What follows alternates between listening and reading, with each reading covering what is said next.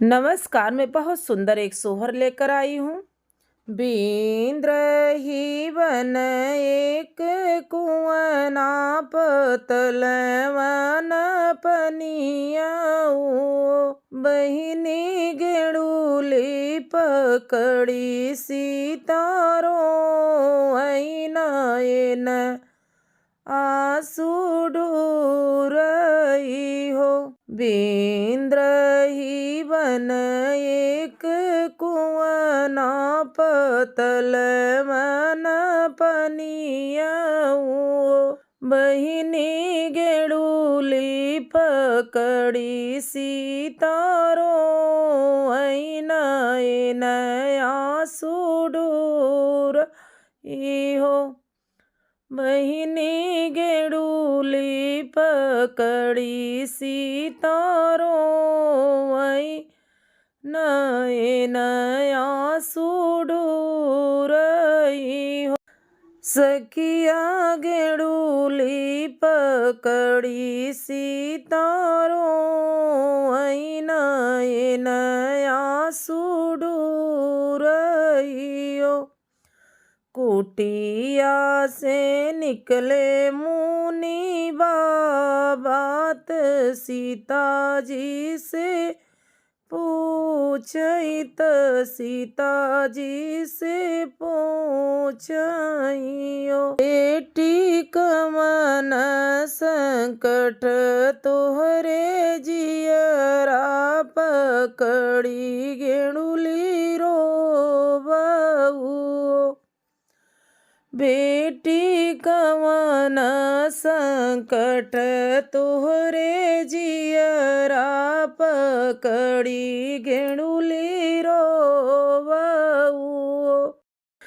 किया सुधिया वही बेटी मैयात किया ओ बपैया सुधी किया हो, बपैया सुधी हो।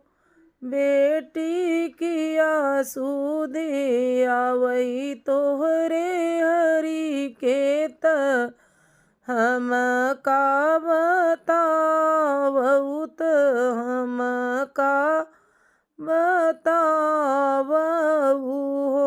झर झर रोवई सीतात गुरुजी से बोलइत, गुरुजी से बोलइयो। गुरुजी नाही सुधी आवई मोरी मैयात नाही हो, बपैया सुधी नाही हो, बपैया सुधी हो। गुरुजी नाही सुधी आवई मोरे हरिक कोखिया दुख रोवऊ, कोखिया दुख रोवऊ हो। गुरुजी नाही सुधी आवई मोरे हरि के कोखिया दुख रोवऊ, कोखिया दुख रोवऊ हो। गुरुजी भइले निकमन कसुरवात बन भटकेऊ, त बन भटकेऊ। गुरुजी बाची देत पोथिया पुराण कमन विधि होई है हो। गुरुजी बाची देत पोथिया पुराण कमन विधि होई है हो। बाबा बाची देत पोथिया पुरानी कमन विधि होई है बापोथिया जे बाचैत बाची के सुनावै त बाची के सुनावई हो। बेटिया जू के नवए महीनवा ललन तोहरे होई हई हो। बेटिया जू के नवए महीनवा ललन तोहरे होई हई हो। सीताया जू के नवए महीनवा ललन तोहरे होई हई हो। 8 महीनवा के बीतत नवए की लागत हो। बहिनी जनमेनी दुई रे ललनवात रघुकुल रतनवात रघुकुल रतन मऊ हो। बहिनी जनमेनी दुई रे ललनवात रघुकुल रतन मऊ हो।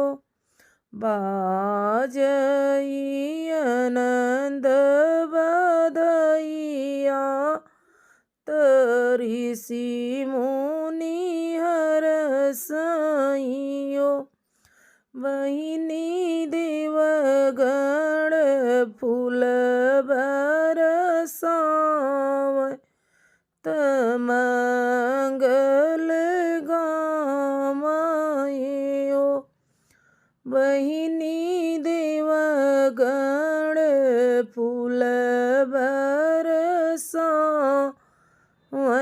त मंगल गावइयो। सखिया देवगण फूल बरसावै त मंगल गावए हो। सीता जी ललना खिलावै त मुहवा निहारइयो। सखिया गोदिया में खेलले ललनवा परम सुख पावै परम सुख पावै हो। सखिया गोदिया में खेलए ललनवा परम सुख पावए हो। अच्छा लगे तो लाइक करें, शेयर करें, कमेंट बॉक्स में हमें ज़रूर लिखें हमारा वीडियो कैसा लगा। मिलते अगले वीडियो में, तब तक के लिए धन्यवाद।